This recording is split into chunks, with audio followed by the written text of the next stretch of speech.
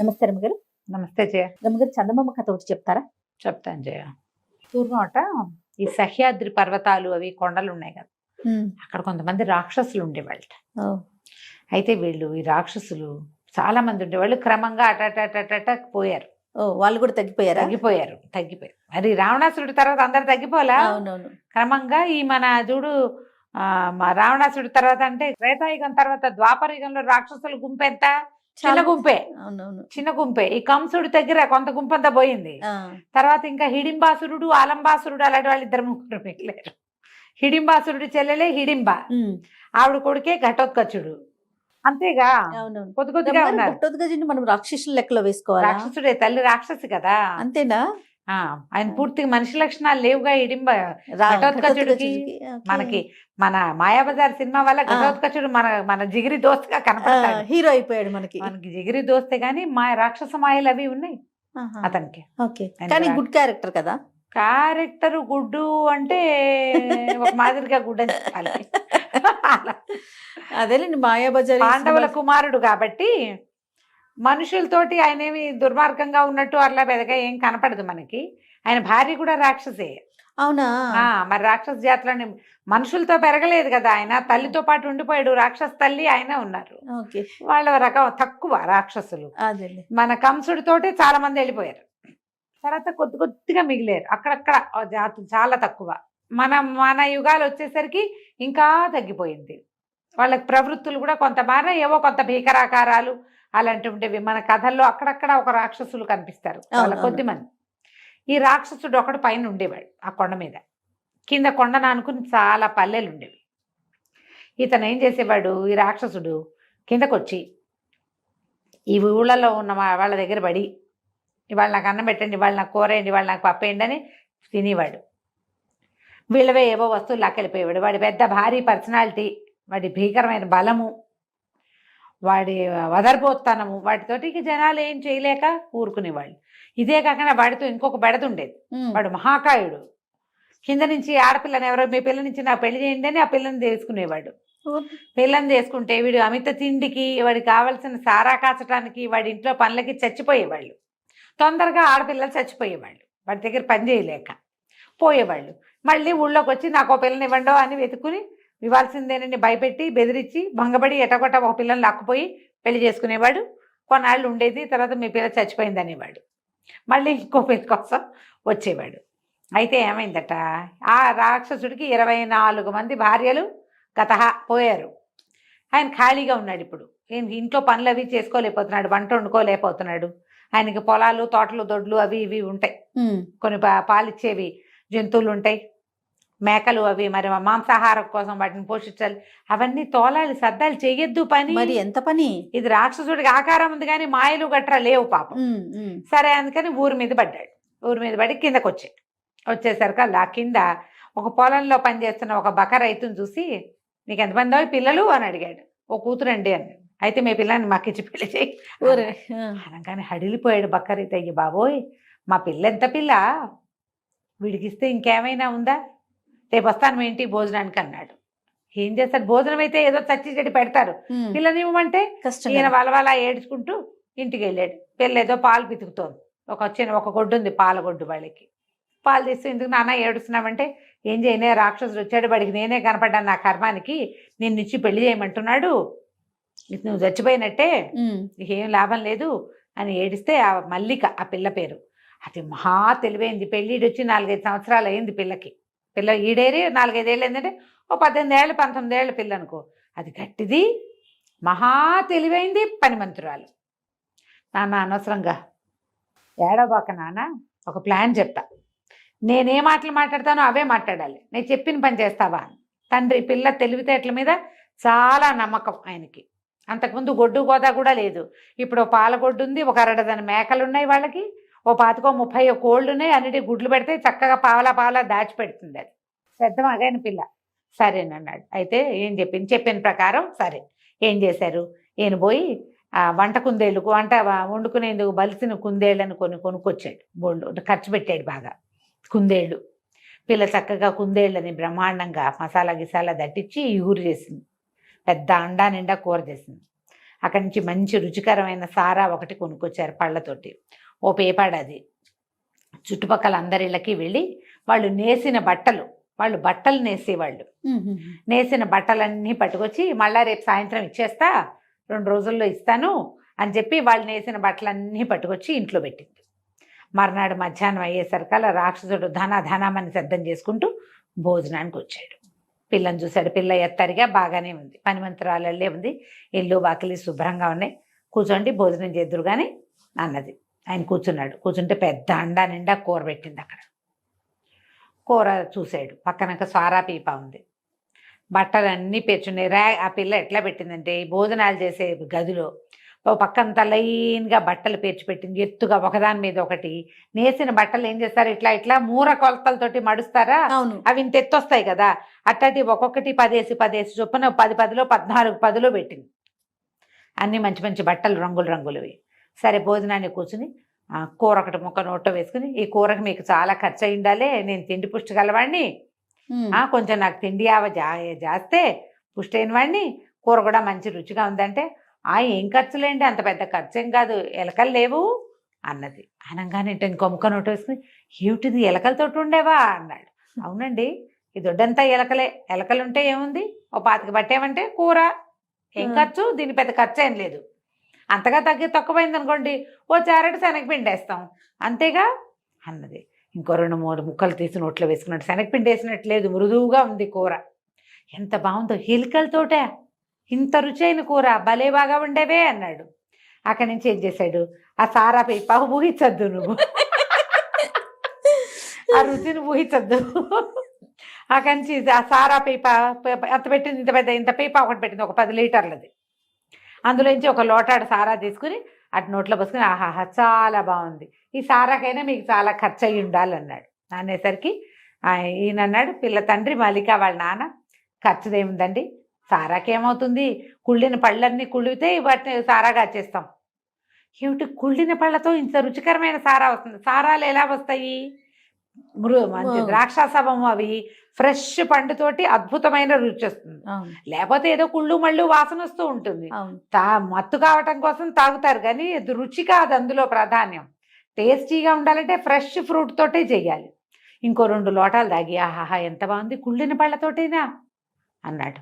అన్నాక అటు ఇటు చూసి, నీకు ఇంకేమైనా పనులు వచ్చా అంటే, నేస్తానండి, ఇదిగో ఈ వారం అంతా నేసాను, ఇంకా వెళ్ళాలి మార్కెట్ కానీ.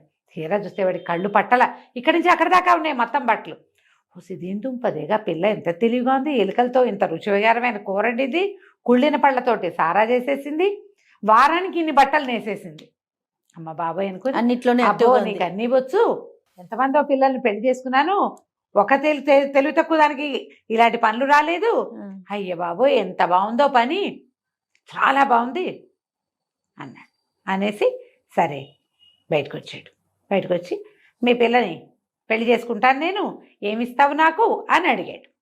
అడిగేసరికల్లా వాళ్ళ నాన్న మొహం చిట్లిచ్చి, మేమివ్వటం ఏంటండి, మా పిల్ల చాలా పనిమంతురాలు, మామూలు పనిమంతురాలు కాదు అది, దాన్ని కనుక ఎవరికైనా పెళ్లి చేశానంటే నాకు ఎంత నష్టం వస్తుందో, నాకు కూరల ఖర్చు, పళ్ళ ఖర్చు, సారా ఖర్చు, బట్టల ఖర్చు, అన్నీ ఖర్చులే. ఆ పిల్లని పెళ్లి చేయటం అంటే డబ్బులు తీసుకుని కానీ చెయ్యను నేను. మా ఊళ్ళో షావుకారు గారికి భార్య పోయింది, పిల్లని ఇవ్వమని వెంబడబడుతున్నాడు, నా ఎత్తు ధనం పోసినా నేను ఇవ్వనన్నాను అనేసరికల్లా రాక్షసుడు అన్నాడు, ఏంటి డబ్బులు అడుగుతావా నన్ను, మీ పిల్లని రేపొద్దునే ఎత్తుకుపోతే నీకు దిక్కులేదు తెలుసా అన్నాడు. డబ్బులు ఎందుకు అడుగుతాను, నన్ను ఎట్లా అడుగుతావు, షావుకారు అంటే మనిషి కాబట్టి భయపడతాడు, నేను రాక్షసుడిని, నాకేం భయం, అవును, పిల్ల ఎత్తుకుపోతా అన్నాడు. ఎత్తుకుపోతా అంటే ఆయన అన్నాడు, మల్లిక వాళ్ళ నాన్న, ఓహో మీకు మా అమ్మాయి సంగతి తెలియదండి, మహామకురు అది, దాన్ని ముద్దుగా బంగారు తల్లిగా చెప్పి ఏమైనా చేయించవచ్చు, ఒక్కసారి దానికి కోపం వచ్చినా, కష్టంతో వచ్చినా, ముక్కలుగా కోసినా పని చేయదు అది, కోపం వచ్చిందంటే ఇక అంత పట్టు పని అంతే, దాంతో ముద్దుగా చేయించుకోవాలి, మీరేమిస్తారో చెప్పండి అనగానే బాగా ఆలోచించుకొని ఓ అమౌంట్ చెప్పాడు. చెప్తే నేను ఒప్పుకోలే, ఆ అమౌంట్కి అయితే కుదరదండి, మా పిల్లని వారానికి ఒక పూట ఇంటికి పంపించగలను ఆ డబ్బులకి, అంతే, దాన్ని శాశ్వతంగా మీకు పెళ్ళంగా పంపించాలంటే 1 వారం అంటే 1 7 చేయాలి మీరు, అంత చేస్తే ఏమైనా చూస్తానన్నాడు. ఇక పెంచుకుంటూ పెంచుకుంటూ పెంచుకుంటూ పోయాడు. రాక్షసుడు అనుకున్నాడు, బాగుంది, ఎంతో బాగుంది, మరి ఈ పిల్లని కనుక చేసుకుంటే తిండి ఖర్చు తగ్గిపోయింది, సారా ఖర్చు తగ్గిపోయింది, పైగా ఊపర్సే ఏమంటారు సోనేపే సుహాగా లాగా బట్టలు నేసేస్తుంది, అది బంగారంగా పై ఎత్తున బరి కదా. అక్కడి నుంచి మనకు బోళ్ళని గొర్రెలు ఉన్నాయి కొండ మీద, గొర్రె బొచ్చుతోటి శుభ్రంగా తివాసీలు గొంగళ్ళు కూడా నేసేస్తుంది పిల్ల. ఎంత డబ్బు! అవన్నీ ఆలోచించుకుని బోల్ డబ్బులు వస్తాయని సరేనని మొత్తానికి పెద్ద అమౌంట్ చెప్పాడు. చెప్పేసరికల్లా ఈయన అన్నాడు, అలాగేనండి, మీరు ఇంటికి వెళ్ళిపోండి, ఈ పూట రేపు మొత్తం డబ్బులన్నీ తెచ్చిచ్చి మరి మా పిల్లని నిశ్చార్థం పెట్టుకోండి అని చెప్పాడు. మర్నాడు రాక్షసుడు సరేనని పెద్ద మోటాడు డబ్బులు పుచ్చుకొచ్చి ఇదిగో అమ్మాయి, నేను కుదుర్చుకుంటాను పెళ్ళికి అన్నాడు. అనేసరికల్లా అని ఇదిగో మీ నాన్నకి ఇవి ఇస్తున్నాను అన్నాడు. మా నాన్న సంగతి సరే, మరి నా సంగతో అంది మల్లిక. నీ సంగతి ఏమిటి అన్నాడు. నాకు కావలసినట్టుగా నన్ను పెళ్లి చేసుకునేవాడు చక్కటి ఇల్లు ఒకటి కట్టి పెట్టాలి నాకు.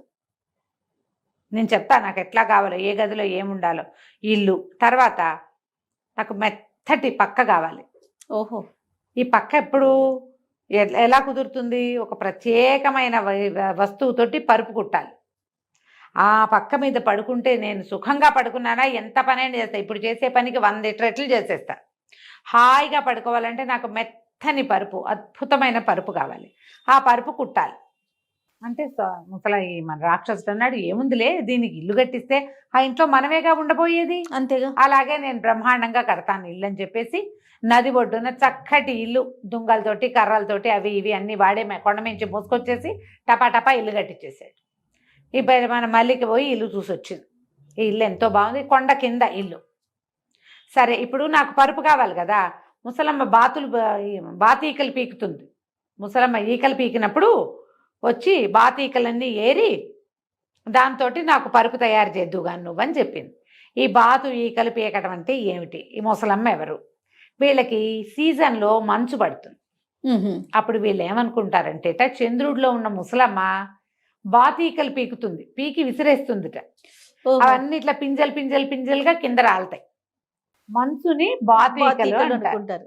సరే, నువ్వు బాతీకలు పీకే సమయానికి రా, నా పరుపు చేసి పెట్టు. ఆ పరుపు గనక నాకు సుఖంగా నచ్చిందా రేపే మన పెళ్ళి. ఓహో, ఈ రాక్షసుడు ఏమనుకున్నాడు, 4 నెలలు ఆగుదాం, ఏముంది మంచు పడేదాకా అని సరేనన్నాడు. ఇల్లు కట్టి తయారు చేసి పెట్టాడు. ఈ మల్లికి పోయి ఆ ఇంట్లో ఉండటం కూడా మొదలుపెట్టేసింది. ఆ ఇల్లు దాందైపోయింది. అక్కడి నుంచి మంచు పడ్డం మొదలుపెట్టింది. ఈ లోపల ఈ మల్లికి ఏం చేసింది, పెద్ద గుడ్డ సంచి ఒకటి కుట్టి పెట్టుకుంది సిద్ధంగా పరుపుకి. ఈ వీడొచ్చాడు రాక్షసుడు కిందకి. సన్నగా మంచు పడుతోంది, బాతీకలన్నీ పడుతున్నాయి కదా, అవన్నీ ఏరి సంచిలో వేయమంది. వంగి లేచి ఏరటం అంటే సింపుల్ ఆ పని. వీడు వేసినట్టే కరిగిపోతోంది. చివరికి మొత్తానికి ఆ రోజు సాయంత్రానికి ఆ పరుపు నిండింది. నిండాక ఈ అమ్మాయి ఏం చేసింది, దాని అంచులు మడిచి టకటకా చేత్తో కుట్టేసి పరుపుని లోపల లాక్కుపోయి, ఆ మంచు వేసిన పరుపుని లోపల లాక్కుపోయి ఒక చోట పెట్టి దాని మీద 2-3 బొంతలు పరిచి, ఈ రాత్రికి నువ్వు ఇక్కడే పడుకో, అదెంత సుఖంగా ఉందో నువ్వు తెలుసుకుంటే రేపొద్దున మనం పెళ్లి చేసుకుందామంది. మరి పిలిచింది కదా, సరేనన్నాడు. పైగా తను కుట్టిన పరుపు, తను ఏర్పాటు చేసిన పరుపు, పొద్దున్నుంచి సాయంత్రం దాకా ఆ మంచు పింజలు ఏరి వేళ్ళు కాళ్ళు కొంకర్లు వాడికి. వంగి లేచి చేయదు, ఎందుకు వంగాలి వెయ్యాలి. సరే, మంచం మీద ఆ పరుపు మీద పడుకున్నాడు. 1 గంట గడిచేసరికి వీడికి తెలిసింది పరుపు చల్లగా ఉంది. రెండోది ఏమిటో తడిగా కూడా ఉందేమో అని అనిపిస్తోంది. ఎటు తిరిగినా పరుపులోంచి వెచ్చదనరాల. బయట మంచు పడుతుంటే లోపల మంచు పరుపు మీద పడుకున్న వాడి పరిస్థితి ఎట్లా ఉంటుంది? అటు దొర్లి ఎంత దుంపదెంచుకున్నా ఆ పక్క వెచ్చబడదే. ఆ పైన బొంతలు లాక్కుని కప్పుకుంటున్నాడు. ఆ బొంతలున్నది దేని మీద? మంచు మీద. ఆ పక్క నుంచి చల్లదనం, ఈ పక్కన చల్లదనం. వాడికి పక్కటెముకలు, భుజాలు, కాళ్ళు అన్ని పిచ్చ నిప్పులు చేసేసినాయి. పైగా రాత్రంతా పగలలా వంగి లేచి ఉన్నాడా, వీపు పట్టేసింది, పక్కటెముకలు నొప్పులు, బోన్స్ అన్నీ, జాయింట్లన్నీ నొప్పులు వచ్చేసినాయి. తెల్లవారి లేచి నుంచుంటే అసలు వాడి వల్ల కాల. ఎటాగో ఈడ్చుకుంటూ కొండ మీదకి వెళ్ళాడు. ఈ పరుపు మీద పడుకున్న నా పరిస్థితి ఇదైతే రేపొద్దున అదేం పని చేస్తుంది? నేనే ఇట్ట ఉన్నాను. ఈ మల్లికను తెచ్చుకుంటే సుఖం లేదనిపించడం మొదలుపెట్టింది. అసలు ఆ ఒళ్ళు స్వాధీన పడలా. ఎవరికైనా మనసు చల్లదనం రాక్షసుల్ని కూడా లొంగదీసేస్తుంది. సరే 2 రోజులు 3 రోజులు అయ్యాక వీళ్ళకి తెలుసు వాడికి ఏం జరిగిందో. వాళ్ళ ప్లాన్ అదే కదా. ఈ మల్లిక వాళ్ళ నాన్న వెళ్ళి, ఏమండి మా పెళ్లి కూతురు సిద్ధంగా ఉంది, ఆ పరుపు ఎంతో బాగా కుట్టేట, మీరు వస్తే పెళ్లి చేసుకుంటానంటుంది, మా అమ్మాయి సిద్ధంగా ఉందంటే, ఇప్పుడు నా వల్ల కాదు, తర్వాత వస్తానన్నాడు. అనేసరికల్లా సరే అని వెళ్ళిపోయాడు. మళ్ళీ 4 రోజులకు వచ్చాడు. ఏమండి వచ్చి పెళ్లి చేసుకుంటారా అన్నాడు. అనేసరికల్లా రాక్షసుడు అన్నాడు, పెళ్ళొద్దు గిల్లొద్దు, నా వల్ల కాదు, నేను చేసుకోను మీ పిల్లని పెళ్ళి, వెళ్ళిపో అన్నాడు. అనేసరికల్లా మల్లిక వాళ్ళ నాన్న అన్నాడు, అదేంటండి మీరు పెళ్ళికి ఒప్పుకున్నారు, ఊళ్ళో వచ్చిన సంబంధాలన్నీ తిరగొట్టాను నేను, ఇప్పుడు మానేసుకుంటే ఏమిచ్చి మానిపిస్తారో చెప్పండి, ఏదైనా ఇస్తే మాన్నట్టు, లేకపోతే మా పిల్ల మీ ఇంటికి వచ్చేస్తుంది, చెప్పు ఏమిస్తావో చెప్పు. ఏం చేయాలో తెలియలే రాక్షసుడికి. ఇక విసుగుబెట్టి లోపలికి వెళ్ళి ఇంత డబ్బు మూట పట్టుకొచ్చి పెట్టాడు. లెక్క లేదు కొలత లేదు, పట్టుపో, మళ్ళీ నీ కిందకి రాను, నువ్వు పైకి రావద్దు, నీ పిల్ల వద్దు, నువ్వు వద్దు, నాకు శభాష్, నా వల్ల కాదు. అసలు వాడు వంగి లేవలేకపోతున్నాడు, కూర్చుంటే లేవలేడు, కాళ్ళు వేళ్ళు అన్నీ పట్టేస్తున్నాయి. 2-3 సీజన్లు గడిస్తే కానీ వాడు నార్మల్ అవ్వాల. ఈ లోపల మల్లిక చక్కగా కింద హాయిగా వాళ్ళ నాన్నకి ముందు ఇచ్చిన డబ్బు, తర్వాత ఇచ్చిన డబ్బుతోటి తండ్రికి 10 ఎకరాల పొలం కొంది, 10 పాడిగొడ్లు కొంది, 25-30 మేకలు కొన్నది. తమ ఆస్తి చూసి వచ్చిన ఒక మంచి పెళ్లి కొడుకుని పెళ్లి చేసుకుని రాక్షసుడు కట్టించిన ఇంట్లోనే హ్యాపీగా ఉండటం మొదలుపెట్టింది. ఇక రాక్షసుడు ఏనాడు దిగలా. వాడికి వృద్ధాప్యం వచ్చేసింది. నీకు కీళ్ళ నొప్పులతోటి వృద్ధాప్యం వస్తుంది. పాతకాలపు కథ అయినా ఇందులో ఎట్లా చెప్పారు చూడు, ఎవరైతే చల్లదనానికి ఇబ్బంది పడతారో వాళ్ళు ఏం చేయాలి, ఇట్లా చల్లదనాల్లో తిరిగారా ఓల్డేజ్ వచ్చేస్తుంది తొందరగా కదా, సూట్ కానివి చేయకూడదు. ఈ కథలో మార్గం మాటలవే కదా, అది సారాంశం. అది చాలా బాగుంది. కథ కంచికి మనం ఇంటికి. చాలా చాలా బాగుంది రమ్మగారు. నమస్తే. నమస్తే నమస్తే రమ్మగారు. నమస్తే రమ్మగారు. మంచి తమాషా కథ ఏదైనా ఉంటే ఒకటి చెప్పండి. పల్లెటూరు కథ చెప్తాం. ఓకే. పూర్వం ఒక పల్లెటూరులోనట ఒక రైతుకి 2-3 పిల్లలు ఉండేవాళ్ళు. అయితే వాళ్ళలో ఆఖరి వాడి పేరు సోములు. అయితే సోములు ఏంటంటే వీడు చాలా తెలివైనవాడు, ధైర్య సాహసాలు ఉన్నవాడు. కానీ వాడు తన తెలివిని తన సాహసాన్ని ఎప్పుడూ ప్రదర్శించేవాడు కాదు. నిండుకుండా వీడి సంగతి ఎవరికి తెలియదు అనేవాళ్ళు. అయితే ఓసారి వాళ్ళ పొలంలో నాట్లేస్తుంటే వాళ్ళ నాన్న ఇంటి నుంచి అన్నం తెమ్మన్నాడు. అంటే మన పొలంలో నాట్లేస్తే ఫ్రెండ్స్ 5-6-10 మంది కలిసి వేశారనుకో, వీళ్ళందరికీ అన్నం పెట్టే పూచి మందనమాట. అదే మన వైపు కంటే ఇది కొంచెము ఈ తిరుపతి చుట్టుపక్కల ఊళ్ళల్లో బాగా కనపడుతుంది. ఆ వైపు చిత్తూరు ఆ ప్రాంతాల్లో ఏంటంటే ఒకళ్ళకొకళ్ళు సాయాలు వెళ్తాం అనమాట. ఒకళ్ళకొకళ్ళు సాయం వెళ్తారు. మీ పొలంలో ఇవాళ పని చేస్తాం, మా పొలంలో రేపు పని చేస్తాం. ఎవరి పొలంలో పని చేస్తున్నారో వాళ్ళు ఆ పూటకి సంకటేయటం. ఓకే. అది బాగా కనిపిస్తుంది. ఆ కథల్లో కూడా భలే కనిపిస్తాయి. ఆయన పేరు నామిని సుబ్రహ్మణ్యం నాయుడు గారి కథల్లో బాగా కనిపిస్తాయి.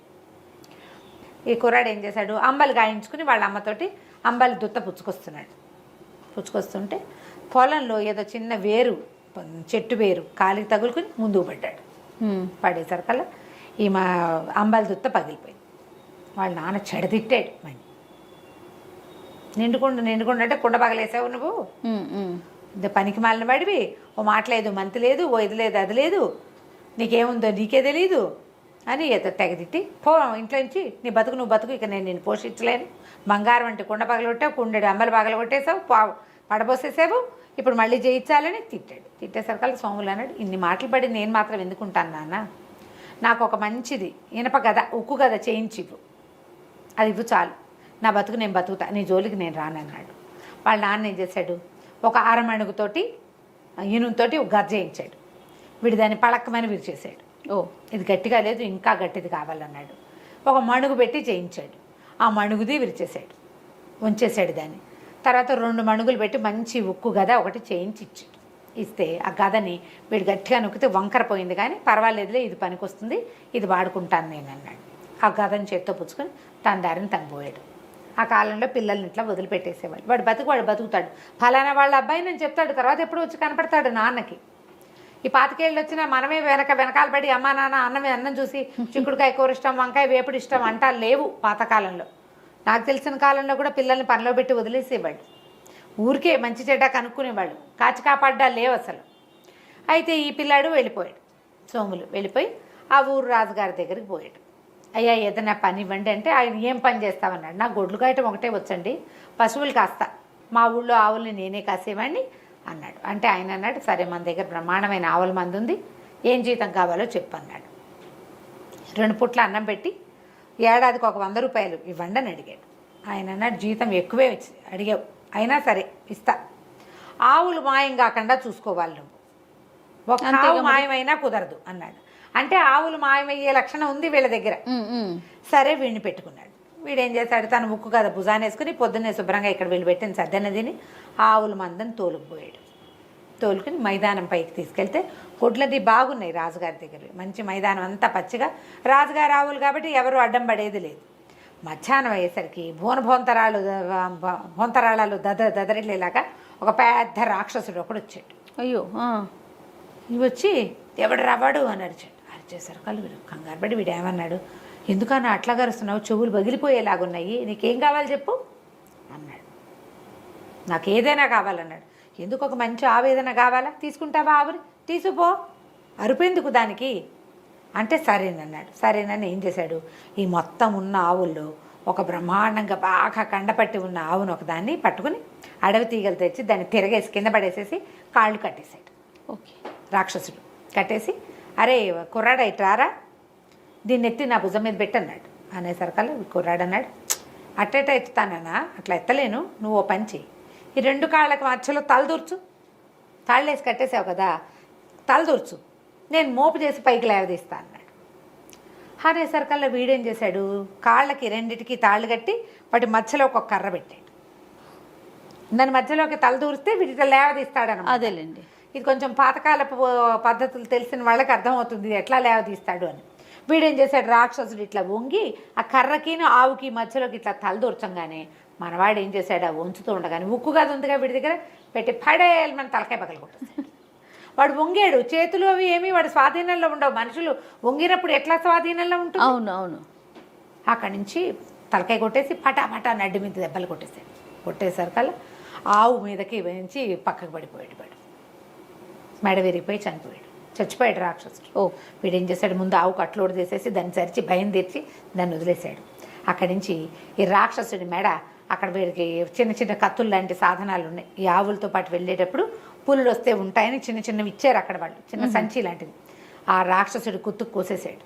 ఆ కుత్తుకని తీసుకెళ్ళి మెడని తీసుకుపోయి తలని చెట్ల గుబురులో దాచిపెట్టాడు. అక్కడి నుంచి పక్కన వాగు, నీళ్ళున్న వాగుంది, ఓ పక్క అంతా కొంచెం మేటగా ఉంది.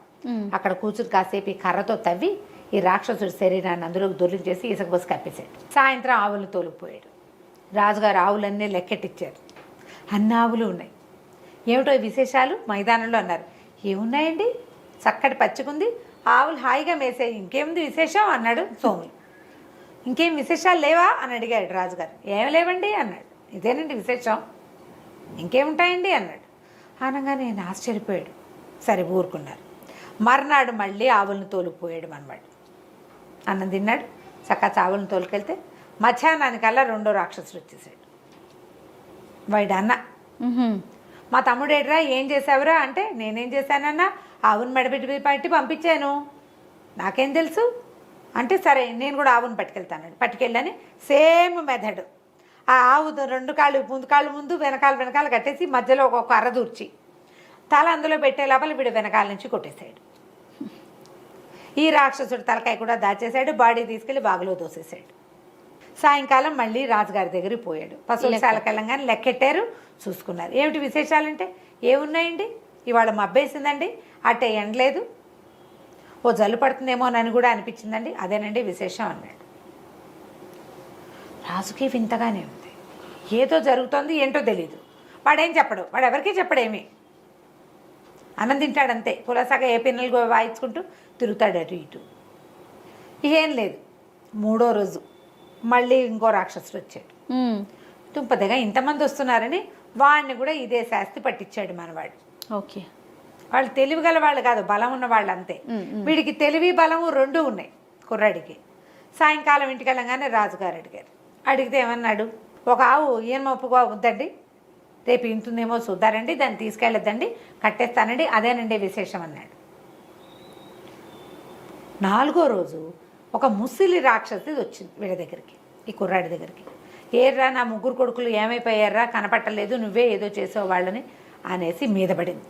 అది బక్కగా ఉంది కానీ రాక్షసి పళ్ళు గిళ్ళు భయంకరంగా ఉన్నాయి, మిడిగుడ్లు. అక్కడి నుంచి మనవాడు ఏం చేశాడు, ఆ మీద పడింది దాన్ని అది మీద పడుతుంటే పక్కకి తప్పుకుని కింద పడేలాగా చేశాడు. తన ముక్కు గద పెట్టి ఆ మూసలు దాన్ని కాళ్ళు విరగొట్టేశాడు.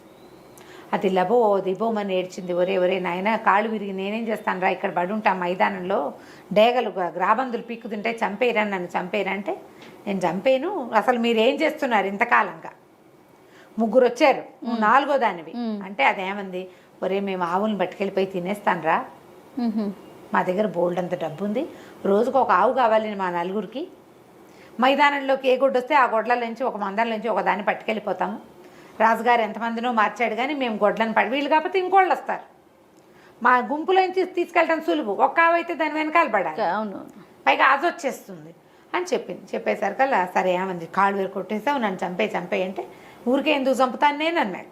వాళ్ళు నన్ను చంపుతారని భయంతో చంపేశాను వాళ్ళని, నువ్వు నన్నేం చేయలేవు, ముసలిదానివి, నీ కాళ్ళేమో విరిగిపోయినాయి అనగానే బాబు నీ పుణ్యం ఉంటుంది, ఇలా ముందుకెళ్ళు, అక్కడ పెద్ద గుహ ఉంది, గుహ తలుపు తీసుకుని లోపలికి వెళ్తే ఓ పెట్టె నిండా బంగారం, ఓ పెట్టె నిండా వెండి ఉందిరా, కావాలంటే అవి తెచ్చుకో, ఇంకా అక్కడ ఎవ్వరు లేరు, మేము నలుగురం అయిపోయాం కదా, నన్ను చంపే అంటే ఆ ముసలిదాన్ని కూడా కుత్తు కోసేసి దాచేసాడు. ముసలమ్మని బాడీ ఏమో వాగులోకి తోసేసి మట్టి పోసేసాడు, తలకాయని తీసిపోయి ఆ చెట్ల బుర్రలో దాచేశాడు. 4 తలలు ఉన్నాయి అక్కడ. వీడేం చేశాడు, వెండి బంగారం పోయి 2 పెట్టెల్లో ఉన్న వెండి బంగారం తెచ్చుకున్నాడు. ఇట్లా వెండి బంగారం తెచ్చుకున్నవాడు ఎవరికి చెప్పకుండా ఉంటాడా, ఎవరో ఒకళ్ళకి చెప్పేయాలి, చచ్చిపోతారు లేకపోతే. అవునవును, వాడు వారితోటి మాట్లాడలే, చెప్పలా. 5-6 రోజుల తర్వాత వీడు ఒక రోజు ఆవుల్ని తోలుకుని ఇంటికి వెళ్ళేసరికల్లా రాజుగారికి కనపడడానికి వెళ్ళాడు. కనపడడానికి వెళ్తే ఎవరు రాజుగారి దేవుడిలో వాకిట్లో ఆయన లేడు. సాయంత్రం ఆవులు వచ్చే వేళకి ఆయన నుంచునేవాడు, వాళ్ళు లేడు. లోపల నుంచి ఏడుపులు పెడబబ్బులు వినిపిస్తున్నాయి, పరిగెత్తుకుంటూ లోపలికి వెళ్ళాడు. ఏమైందండి అంటే ఒకడు 3 కన్నుల రాక్షసుడు ఇంకోడు ఉన్నట్టు ఆ ఊరికి రెండో వైపు. ఓహో, వాడు రాజకుమారిని ఎత్తుకుపోయాడు. వాడు ఏం చెప్పాడు, మీ వంటవాడికి ఇచ్చి రాజకుమారిని పంపించు, లేకపోతే నేను ఈ మొత్తం ఊరి మీద పడి విరుచుకు తింటానన్నాడు.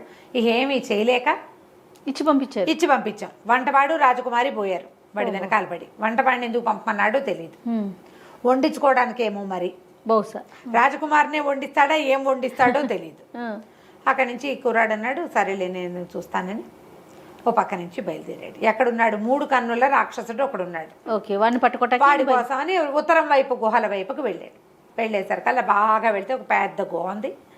ఆ రాక్షసుడు ఆ గుమ్మంలో కూర్చుని ఉన్నాడు. యువతల ఒక బండ మీద రాకుమారి కూర్చుని ఏడుస్తుంది. వంటవాడు మాత్రం రాజకుమారిని అక్కడి దాకా తీసిపోయి వీడు ఒక బండ వెనకాల దాక్కుని చూస్తున్నాడు. ఆ 3 తలల రాక్షసుడు చూసేసరికల్లా వీడు ఈ మన సోముల దగ్గరికి వెళ్ళాడు.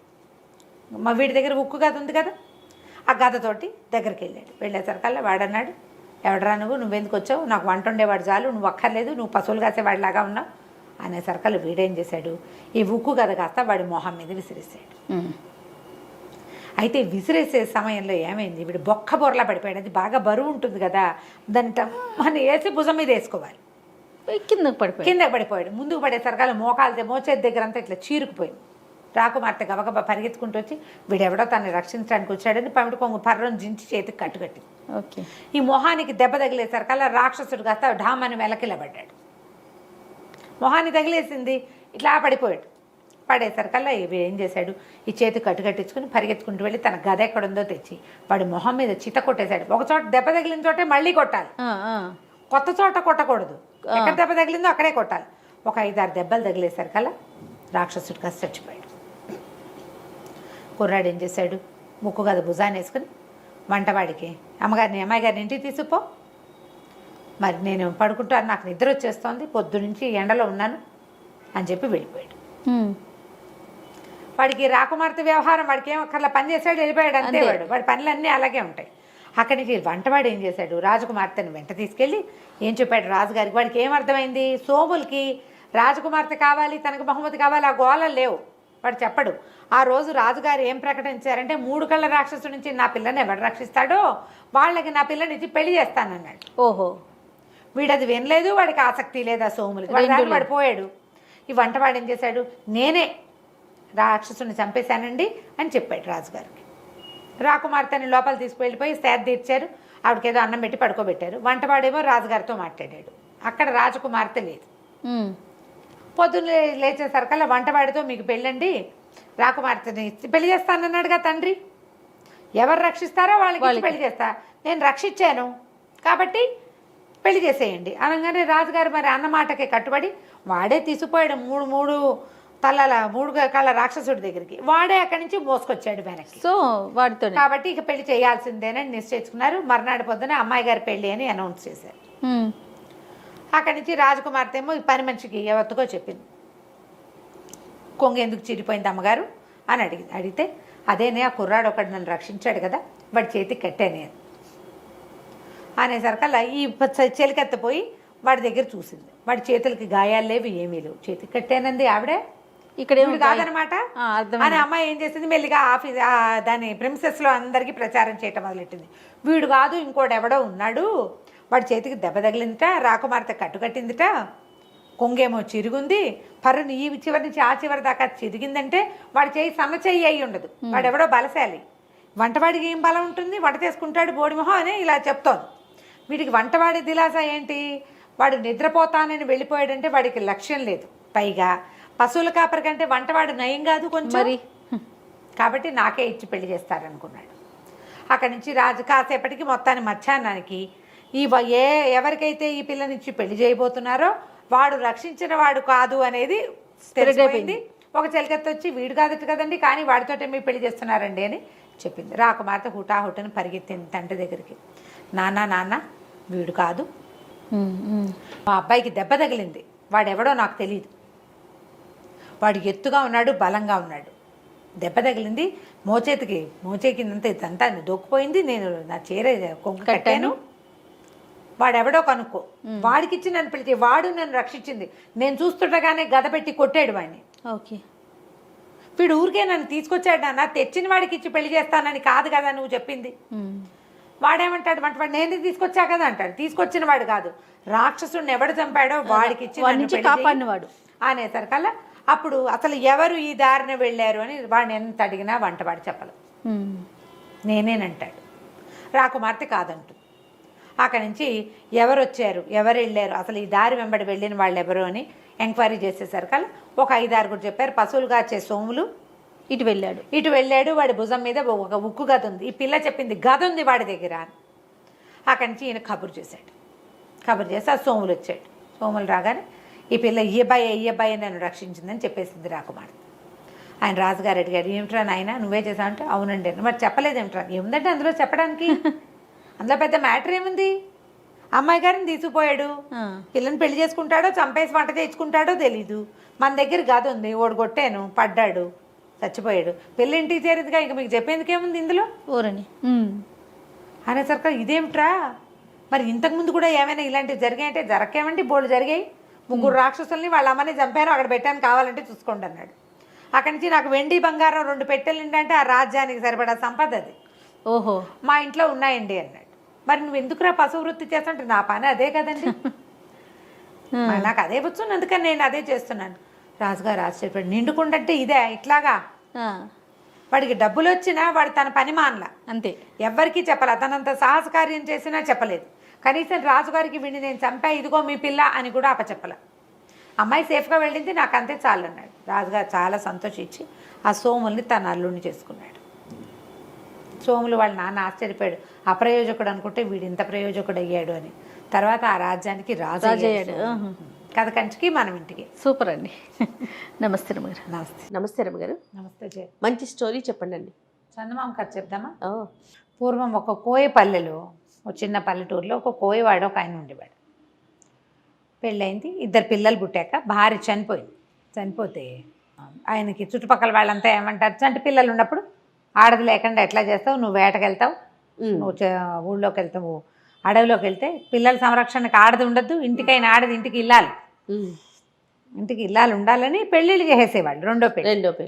రెండో పెళ్లి చేస్తే అదొక రాకాసి, ఆవిడికి సవితి పిల్లలంటే గిట్టేది కాదు. ఈ పెద్ద పిల్లలు 2, ఒకడు సింగన్న, పిల్ల పేరు దుర్గాలు. సింగన్న తెలివైన వాడు, కొంచెం తప్పించుకోవటాలు అవి చాతొచ్చిన వాడు. ఆ దుర్గాలు తెగ ఏడ్చేది చిన్నపిల్ల తల్లి సవితల్లి పెట్టే బాధలకి. అన్నిటికీ కసిరి కొట్టేది, వేళ్ళకి పెట్టేది కాదు, సగమే పెట్టేది. ఏదైనా తింటే ఎంతసేపు తింటావనేది, పని చేయించేది బాగా. చిన్నపిల్లతో అన్ని పనులు చేయించేది. దాని చేతులు పుళ్ళు పడిపోయి కాళ్ళకి దెబ్బలు తగిలి ఏడ్చుకుంటూ ఉండేది. పాపం సింగన్నకు బాధగానే ఉండేది. అయితే ఈ చెల్లెని తప్పించగలిగినంతసేపు తప్పించేవాడు, ఇది లేకపోతే లేదు. ఈ సవితల్లికి ఏమనిపించిందంటే, వీళ్ళని ఇట్లా ఏడిపించుకు తింటాం ఎందుకు, వీళ్ళని పీడ విరగడి చేసేసుకుందాం అని చెప్పి ఓ తెలిసిన చుట్టాల అబ్బాయిని ఒకరిని పిలిచి, ఒరే వీళ్ళని అడవిలోకి తీసుకెళ్ళాలిరా అని చెప్పి. పిల్లాడికి ఏం చెప్పింది, మనకి మందులు ఏవో కావాలి, మందులు నూరుకోవాలి, ఆ మందులకి కావాల్సిన మొక్కలు అడవిలో ఉంటాయి, పనివాడు వస్తాడు, నువ్వు వాడితో వెళ్ళు అని చెప్పింది. నువ్వు ఒకటే ఏం పోతావు, చెల్లిని కూడా తోడు తీసుకెళ్ళు అని చెప్పి చెల్లెల్ని కూడా పంపించింది. వాడు పిల్లాడు ఇదేదో ఎత్తేస్తుంది అనుకుని వాడు ఆడుకునే కాయ ఇవి ఉంటాయి రాళ్ళు, గులకరాళ్ళు, ఆటలాడుకునేవి. ఓ అన్ని గులకరాళ్ళని జేబులు పోసుకున్నాడు. వెళ్ళే దారిలో ఒకటి ఒకటి ఒకటి ఒకటి వేసుకుంటూ వెళ్ళాడు. ఆ పనివాడు ఏం చేశాడు, అడవిలో ఒక చెట్టు కింద తీసుకెళ్ళి, మీరు ఇక్కడే కూర్చోండి, నేను మళ్ళీ వస్తా, అక్కడెక్కడికో వెళ్ళి ఆ మొక్కలు ఏవో పీక్కొస్తానని ఇంకో దారి గుండా వెళ్ళిపోయాడు. వెళ్ళిన దారినే మళ్ళాడు అనుకో, పిల్లాడికి అర్థం అవుతుంది, కొంచెం పెద్దవాడు కదా, ఓ 10-11 ఏళ్ళ వాడు, 10-11-12 ఉన్నాయి. పిల్లకు ఒక 7 ఏళ్ల పిల్ల, 6-7 ఏళ్ళు ఉంటాయి. ఆ నుంచి ఈ పిల్లాడు ఏం చేశాడు, కొంచెం చీకటి మసలేసరికి ఓహో వీడు వదిలిపెట్టి వెళ్ళిపోయాడని ఈ రాళ్ళు వేసాడు కాదు, ఇవి ఒక్కొక్క రాయిని వెతుక్కుంటూ రాత్రికి వెన్నెల్లో కొంచెం మెరుస్తున్నాయి వేసిన రాళ్ళు. తను వేసిన వాటిని వాడు గుర్తుపడతాడు కదా, రోజు ఆడుకునే గులకరాళ్ళు. ఆ దారి వెంబడే నడుచుకుంటూ ఇంటికి వెళ్ళిపోయాడు. చీకటి పడలేక ఇంటికి వచ్చిన పిల్లల్ని చూసి రుసరుసలాడిపోయింది సవితల్లి. ఏదో తిట్టింది. ఒక 4 రోజులు గడిపాక మళ్ళీ ఇంకొకరిని కేకేసింది. అయితే ఈసారి ఏం చేసింది, సమయం ఇవ్వాల. పిల్లాడికి ముందు రోజే చెప్పింది అనుకో, వాడు ఏదో ఒక ఏర్పాటు చేసుకుంటాడు వెనక్కి వచ్చేయటానికి. అప్పటికప్పుడు నువ్వు వెళ్ళమని పంపించింది.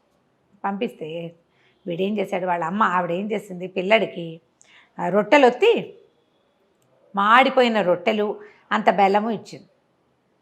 వీడేం చేశాడు, ఆ రొట్టెలు చిన్న చిన్న ముక్కలు చేసి వెళ్ళే దారిలో వేసుకుంటూ పోయాడు. వేసుకుంటూ వెళ్ళాడు కానీ అక్కడికి వెళ్ళాక ఆ రెండో పనివాడి పిల్లల్ని అక్కడ వదిలిపెట్టి ఎటో పోయాడు. ఇక రాల. వీడు రొట్టెలు వెతుక్కుంటూ వెనక్కి వద్దాం అనుకున్నాడు కానీ అడవిలో ఈ రోడ్ల మీద పురుగులు, చీమలు అవి ఇవి ఉండవు, తినేసినాయి. రొట్టెలు కాస్త ముక్కలన్నీ పిండి పిండి అయిపోయి ఎవరిది వేడి దారిని పట్టి అవి పోయినాయి. దారి కనపడలా. ఇకేం చేస్తాడు, వెతుక్కుంటూ వెతుక్కుంటూ వెతుక్కుంటూ ఈ చెల్లెల్ని వెంటేసుకుని ఏవో 2 కాయలు ఏవో కనపడితే ఆ 2 కాయలు, బెల్లం ముక్క ఒకటి ఉంది, బెల్లం ముక్క పెట్టి చెల్లెలకి తినిపించాడు. వాడు నడవడం మొదలుపెట్టాడు. వెళ్ళగా వెళ్ళగా వెళ్ళగా కొంచెం వెన్నెల రాత్రులు వాడికి ఒక పెద్ద దేవాలయం ఒకటి కనపడింది. దేవాలయం నిండా సజీవ శిల్పాల్లాగా ఉన్న బొమ్మలు ఉన్నాయి. ఏమిటో సరే ఏమన్నాడు, చెల్లెల్ని కొంచెం గట్టెక్కించి నుంచోబెట్టి దాని మీదగా ఏవో చెట్లు కనపడుతున్నాయి, పైకి ఎక్కితే వెలుతురు బాగా కనపడుతుంది, ఇంటికి దారి కూడా కనపడుతుంది, నువ్వు ఇక్కడే నుంచో అని ఆ గోపురం మీదకి ఎక్కాడు. ఎక్కేసరికల్లా అన్ని బొమ్మలు, మనుషుల బొమ్మలు ఉన్నట్టే ఉన్నాయి అవి. ఎక్కి ఎక్కి ఓ పక్క నుంచి ఓ చెట్టు ఏదో ఇట్లా వాలి ఉంది ఆ గోపురం మీదకి. దానికి నిండా కాయలు కనపడుతున్నాయి. పిల్లాడు ఏం చేశాడు, ఆశకి ఆకలిస్తుంది, మధ్యాహ్నం ఎప్పుడో తిన్న అన్నం పాపం, ఆ రొట్టెలు తినలేదు. ఇంత బెల్లం ముక్క నోటేసుకుని అంత బెల్లం చెల్లెలకే పెట్టేశాడు. కాయ ఒకటి పట్టుకు లాగబోయాడు. కాయ కోసాడు. కోసేసరికల్లా గంటలు గణ గణ గణ గణ మోగిపోయినాయి ఆ దేవాలయంలోవి. కాయ కోయగానే మోగినాయి.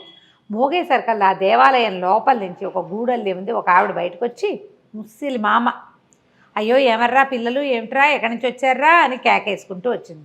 కింద నుంచున్న 6-7 ఏళ్ల చిన్నపిల్ల, పైన ఎక్కిన కొంచెం పుష్టిగా ఉన్న పిల్లవాడు కనపడేసరికల్లా కేకేస్తుంది, రండిరా రండిరా, మా నాయనే అడవిలో తిరుగుతున్నారా, దారి తప్పిపోయారా, రండి రండి అని లోపల తీసుకుపోయింది. చక్కగా సుష్టుగా అన్నం పెట్టింది. పప్పు కూర అన్నీ వేసుకుని శుభ్రంగా తిన్నారు. తెల్లవారు లేచి మా ఇంటికి వెళ్ళిపోతామవ్వా అని చెప్పాడు. అలాగేరా, అంతకంటేనా అంది. కానీ తెల్లారి లేవలా సింగన్న. తెల్లవారేసరికల్లా ఒక గూడు లాంటి దాంట్లో ఎలా ఉందంటే, అది ఒక జైలల్లే ఉంది, గుహల్లే ఉండి జైలల్లే ఉంది. మంచానికి వేసి తాళ్ళకేసి కట్టేసి ఉన్నాడు వాడు. ఏ మంచం మీద పడుకున్నాడో ఆ మంచం మీద తాళ్లతో కట్టేశాడు. అయ్యో, తను జైల్లో ఉన్నట్టు అర్థమైంది వాడికి. తాళ్ళు తెప్పి చూస్తే కనపడుతోంది.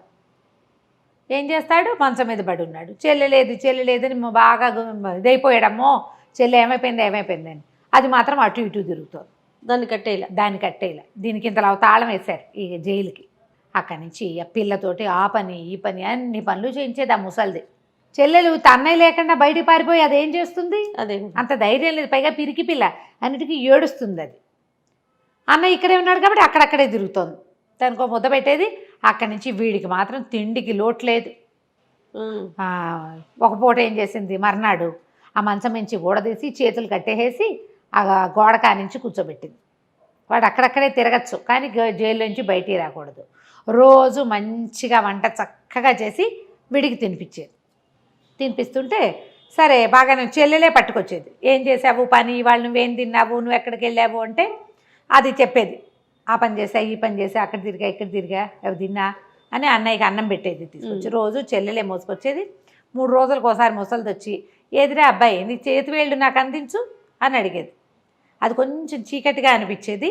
చేతి వేళ్ళు బయటకు పెడితే ఆ చేతిని ఇలా ఇలా నొక్కి చూసి ఇంకా బలవలా అనేది. వీడేం చేశాడు, ఇదేదో ఎత్తేసిందని ఆ లోపలంతా చీకటిగా ఉందిగా, అటు ఇటు చేతులు కదిపి చూస్తే ఏవో ఎండు కట్టెలు పుల్లలు చాలా ఉన్నాయి. ఓ పుల్ల తీసి సన్నగా ఉన్నదాన్ని ఏదైనా నీ చెయ్యని దిచ్చు అనగానే ఆ పుల్లని దించడం మొదలుపెట్టాడు. ఆ ఎండు పుల్ల నొక్కి చూసి ఇంకా బలవలేదు అనేది. సరికి ఇది ఏదో చేస్తోందని అనిపించింది. అయితే ఏం చేస్తుంది, దుర్గాలు ఉందిగా పిల్ల, అటు ఇటు తిరుగుతూ అది చెప్పింది. అన్నయ్య ఇవాళ ముసలిమామ ఏం చేసిందో తెలుసా, పెద్ద పొయ్యి ఉంది లోపల, ఎక్కడో లోపల గదిలో. ఇప్పుడు పొద్దున పేడ మోసుకెళ్తోంది. ఎందుకో పేడ మోసుకెళ్తోందని నేను కూడా వెళ్ళాను. ఆ పేడ తట్ట ఇంత తట్ట ఈ పిల్ల మొయ్యలేదని అదే మోసుకెళ్తోంది ముసలమ్మ. పెద్ద పొయ్యి ఉంది. పొయ్యి అంతా అలికింది నున్నగా. కింద మంట పెట్టాలి దానికి. పైన ఇంత పెద్ద మూకుడుంది. ఎంత పెద్ద పొయ్యో ఎంత పెద్ద మూకుడో అని చెప్తే అమ్మో ఇదేదో వేస్తోంది వేషం అనుకున్నాడు. మళ్ళీ ఆ రోజు అలికిందని చెప్పిందిగా, ఆ మర్నాడు ముసలిమామ ఈ కుర్రాడిని అరే ఇది చెయ్యని తెచ్చగానే వీడు ఎండు పుల్ల అందించాడు ఎప్పట్లాగానే.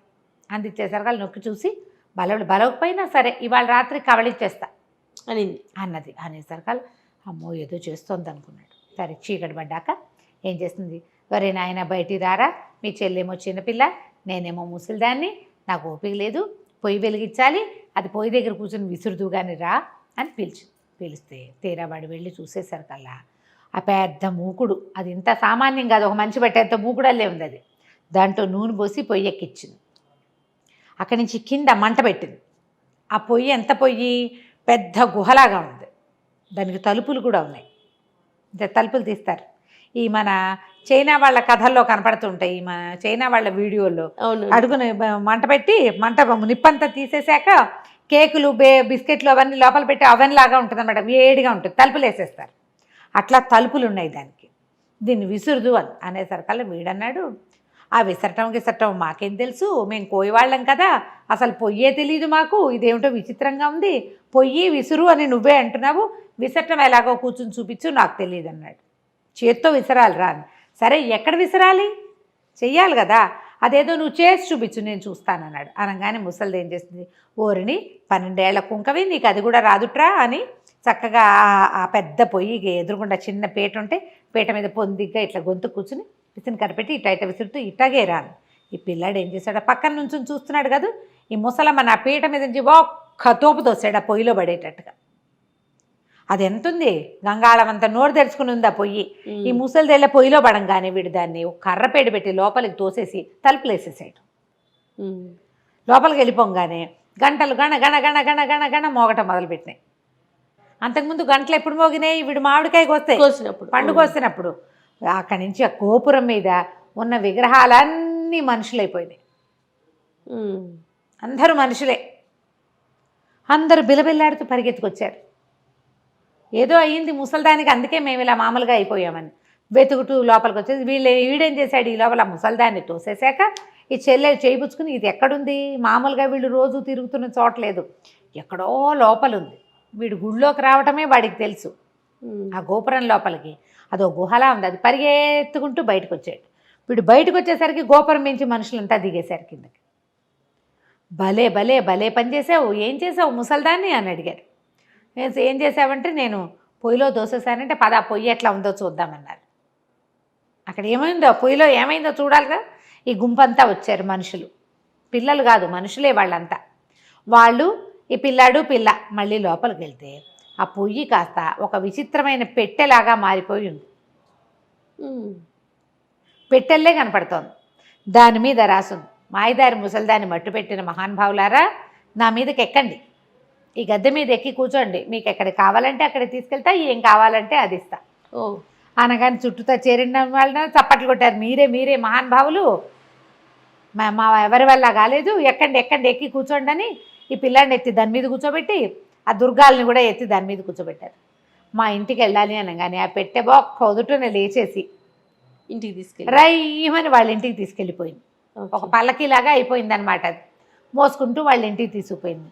ఎప్పుడైతే ఈ పిల్లలు ఆకాశంలో నుంచి దిగేసరికి ఏవో మాయలు మంత్రాలు జరిగిపోతున్నాయి. అప్పటికి వీళ్ళు వెళ్ళిపోయి 10-15 రోజులు అయిపోయింది కదా. చుట్టుపక్కల వాళ్ళంతా తిట్టిపోస్తున్నారు, పిల్లల్ని పొట్టన పెట్టుకున్నామని. మొగుడు కూడా తిడుతున్నాడు. పిల్లలు చూడగానే సవితల్లి లేచకపోయింది, పరిగెత్తుకుంటూ పారిపోయింది అక్కడి నుంచి. తండ్రి పిల్లలిద్దరిని కావలించుకున్నాడు, చచ్చిపోయారు అనుకున్నాను రా నాయన, ఎలా తిరిగి వచ్చారంటే జరిగిందంతా చెప్పారు. ఆ పెట్టె ఏది అడిగితే అది ఇస్తుంది. వాళ్ళకి ఏముంటాయి సింపుల్ కోరికలు, ఏదో మాంసం కూర అన్నం అవే కావాలి. పల్లెటూరి వాళ్ళు కదా, వాళ్ళకి కావాల్సింది కోరుకుని ఆ ఊరికి కావాల్సినవి చేసుకుంటూ పిల్లలిద్దరూ తండ్రితోటి హాయిగా ఉన్నారు. కథ కంచికి మనం ఇంటికి. చాలా బాగుందండి. నమస్తే అమ్మగారు. చిన్న కథ కదా. నమస్తే.